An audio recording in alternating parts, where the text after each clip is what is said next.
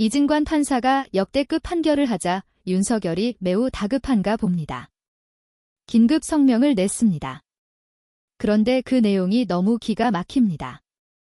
한덕수에게 징역 23년이 선고됐습니다. 내란 특검 조은석의 구형 15년보다 8년이나 높습니다. 숫자만 놓고 봐도 이건 판결의 메시지가 분명합니다. 이 정도로는 안 된다라는 법원의 판단이 형량에 그대로 찍힌 겁니다.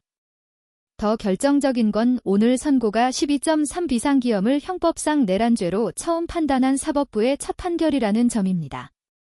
이제부터 12.3을 두고 그게 내란이냐 같은 말장난을 이어가는 쪽은 법원이 이미 만들어 놓은 문장과 정면으로 충돌할 수밖에 없게 됐습니다.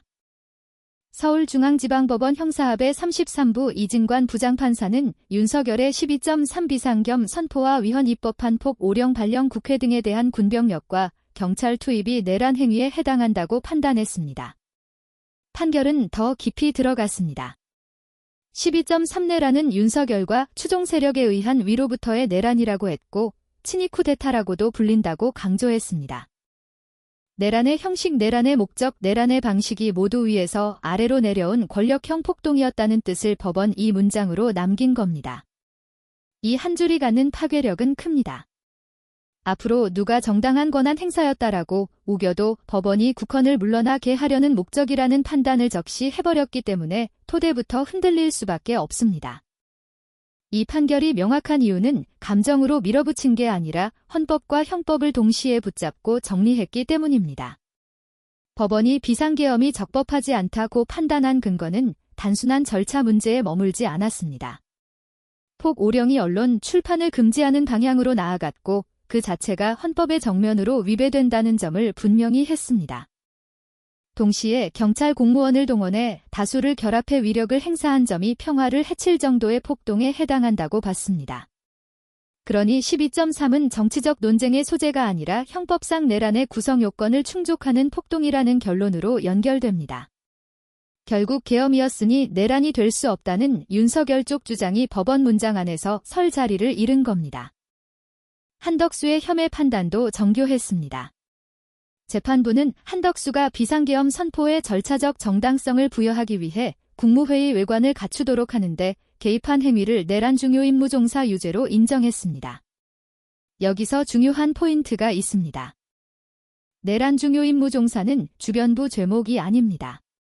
내란의 실행과 유지 은폐에 실질적으로 기여한 핵심 축을 겨냥합니다. 총리라는 자리가 무엇을 의미합니까? 국가 운영의 최상단에서 권력을 견제하고 통제해야 할 위치입니다.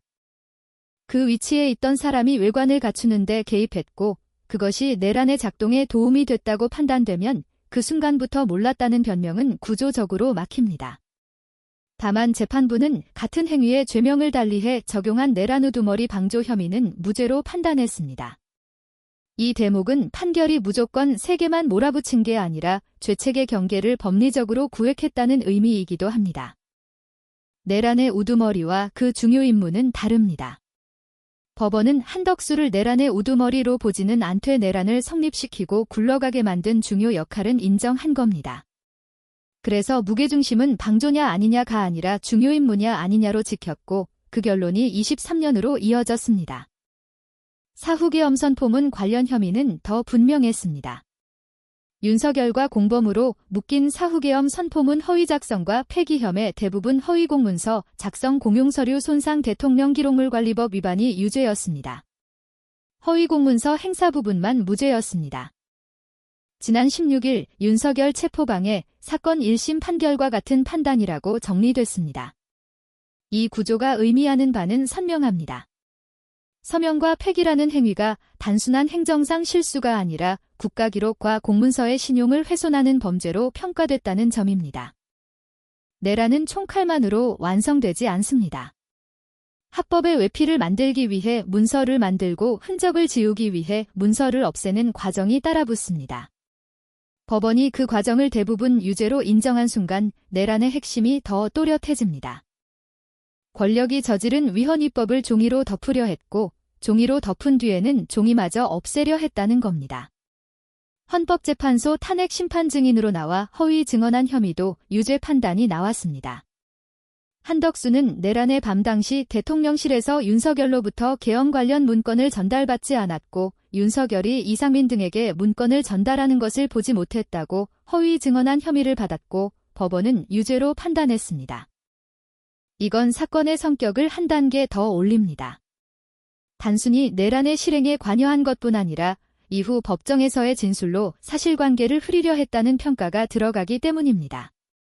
내란의 실행, 내란의 은폐 그리고 법정에서의 왜곡이 하나의 흐름으로 연결되는 순간 재판부는 양형에서 더 이상 관용을 부여하기 어렵습니다. 선고가 끝난 뒤 이진관 재판장이 신문을 진행한 뒤 증거인멸 우려가 있다고 봐서 구속하겠다라고 결정했고 한덕수는 법정 구속됐습니다. 구속 전 하고 싶은 말이 있느냐라는 질문에 겸허하게 따르겠다라고 답했다는 대목도 전해졌습니다. 이 장면은 상징적입니다. 그동안 한덕수는 구속되지 않았다는 이유만으로 선고 직전 호아호텔에서 포착되고 돈가스집에서 포착되며 국민의 분노를 키웠습니다. 반성한다, 후회한다는 말이 있었지만 실제 태도와 풍경이 전혀 다른 방향으로 흘러가면서 국민을 우습게 본다는 인상을 스스로 키운 셈이 됐습니다. 결국 법정 구속은 형량만큼이나 강한 메시지입니다. 내란 중요 임무 종사로 인정된 순간부터는 불구속이니까 일상 같은 그림을 더 이상 용인하지 않겠다는 선언으로 읽힙니다. 오늘 판결이 역사적이라는 평가는 괜히 나오는 게 아닙니다. 최강욱 변호사는 처음으로 헌법을 기초로 판결한 사례다, 생중계로 지켜보는 국민들도 배려한 판결이었다라고 평가했습니다. 이 표현은 단순한 칭찬이 아닙니다. 사법부가 국민에게 무엇을 설명해야 하는지, 어떤 문장으로 민주주의를 지켜야 하는지 그 기준이 오늘 판결에서 드러났다는 뜻입니다. 판결문은 내란의 성격, 죄의 중대함, 엄중함 그리고 왜 엄하게 처벌돼야 하는지를 분명히 적시했습니다. 그래서 반박이 어려운 겁니다. 논점이 흐려지지 않도록 문장이 질서 있게 정리되어 있고 법리가 헌법 가치와 정면으로 맞닿아 있기 때문입니다. 이런 판결이 나오면 다음 단계는 자연히 확장됩니다. 한덕수 다음은 이상민, 최상모 그리고 윤석열과 김용현으로 이어질 수밖에 없습니다. 오늘 판결이 상식적이고 반박 불가하다는 평가를 받는 이유는 빠져나갈 구멍을 막아버렸기 때문입니다. 국무회 외관 사후문서, 기록물, 언론사 단전, 단수동의 여부 위증까지 그동안 논점을 흐리며 탈출로로 삼으려 했던 지점들이 법원의 판단 안에서 정리됐습니다. 이건 특정 인물의 운명만 바꾸는 게 아닙니다. 내란 재판 전체의 지형을 바꿉니다. 내란이 아니었다는 주장으로 뒷문을 열어두려던 시도는 이제 판결문과 충돌하면서 더 큰 부담을 떠안게 됩니다. 윤석열 측도 오늘 다급했는지 급하게 성명을 냈다고 전해졌습니다. 그러나 이미 이진관 판결이 너무 명확하게 정리되어 메시지가 예전처럼 먹히기 어려운 흐름으로 가고 있습니다. 내란은 결국 국민이 만들어낸 민주주의의 기반을 국민의 이름으로 짓밟으려 한 사건입니다. 그걸 국민이 끝까지 지켜봤고 오늘 법원이 그 국민을 어떻게 존중하는지 드러났습니다. 위로부터의 내란이라는 표현은 국민이 직감으로 느끼던 본질을 사법부 언어로 번역해준 문장입니다. 이 번역이 끝난 순간부터는 각자 해석이라는 공간이 좁아집니다. 이제 관심은 다른 재판부들로 옮겨갑니다. 특히 내란을 재판하는 직위원이 어떤 판단을 내리느냐는 법률 기술의 문제가 아니라 사법부의 존립과 신뢰의 문제로 번질 가능성이 큽니다.